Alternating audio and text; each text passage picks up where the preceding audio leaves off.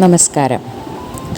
Anaemia എന്നത് രക്തത്തിലെ ചുവന്ന രക്താണുക്കളുടെയോ അവയിൽ അടങ്ങിയിരിക്കുന്ന ഹീമോഗ്ലോബിൻ്റെയോ അളവ് കുറയുന്ന ഒരവസ്ഥയാണ്.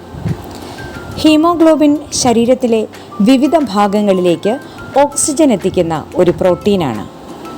അനീമിയ ഉണ്ടാകുമ്പോൾ ശരീരത്തിന് ആവശ്യത്തിന് ഓക്സിജൻ ലഭിക്കാതെ വന്ന് വിവിധ ആരോഗ്യ പ്രശ്നങ്ങൾ ഉണ്ടാകാം. അനീമിയയുടെ പ്രധാന കാരണങ്ങൾ: അയണിൻ്റെ കുറവ്. ചുവന്ന രക്താണുക്കളുടെ നിർമ്മാണത്തിന് അയൺ അത്യാവശ്യമാണ്. ഭക്ഷണത്തിലൂടെ അയൺ ലഭിക്കാത്തതോ ശരീരത്തിന് ആഗിരണം ചെയ്യാൻ കഴിയാത്തതോ ആയ അവസ്ഥകളിൽ അയണിൻ്റെ കുറവ് അനുഭവപ്പെടാറുണ്ട്. വിറ്റാമിൻ B12 അല്ലെങ്കിൽ ഫോളിക് ആസിഡിൻ്റെ കുറവ്. ഈ വിറ്റാമിനുകൾ ചുവന്ന രക്താണുക്കളുടെ ഉൽപ്പാദനത്തിന് സഹായിക്കുന്നു. അസ്ഥിമജ്ജയിലെ പ്രശ്നങ്ങൾ. അസ്ഥിമജ്ജയിലാണ് ചുവന്ന രക്താണുക്കൾ ഉൽപ്പാദിപ്പിക്കുന്നത്. അസ്ഥിമജ്ജയിലെ രോഗങ്ങൾ ചുവന്ന രക്താണുക്കളുടെ ഉൽപ്പാദനത്തെ ബാധിക്കുകയും അനീമിയയ്ക്ക് കാരണമാവുകയും ചെയ്യും.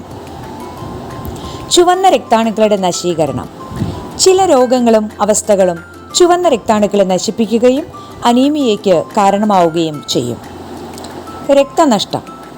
അൾസർ, അപകടങ്ങൾ, ആർത്തവം എന്നിവ പോലുള്ള കാരണങ്ങളാൽ ഉണ്ടാകുന്ന രക്തനഷ്ടം അനീമിയയ്ക്ക് കാരണമാകുന്നുണ്ട്.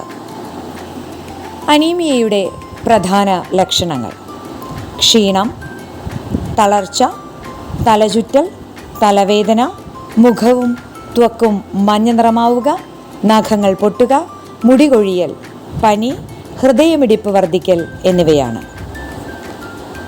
രക്തപരിശോധനയാണ് അനീമിയ നിർണ്ണയിക്കാനുള്ള ഏറ്റവും കൃത്യമായ മാർഗം. രക്തപരിശോധനയിലൂടെ രക്തത്തിലെ ചുവന്ന രക്താണുക്കളുടെ എണ്ണം, ഹീമോഗ്ലോബിൻ്റെ അളവ്, iron, vitamin B12, folic acid എന്നിവയുടെ അളവ് എന്നിവ പരിശോധിക്കുന്നു.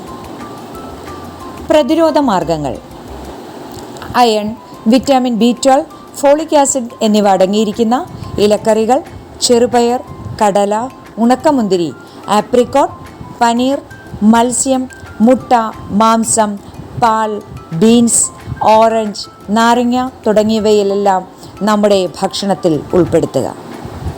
സമീകൃത ആഹാരം അഥവാ ബാലൻസ്ഡ് ഡയറ്റ് ശീലമാക്കുക. അതിലൂടെ നമുക്ക് ആരോഗ്യവാന്മാരായി തീരാം. Thank you.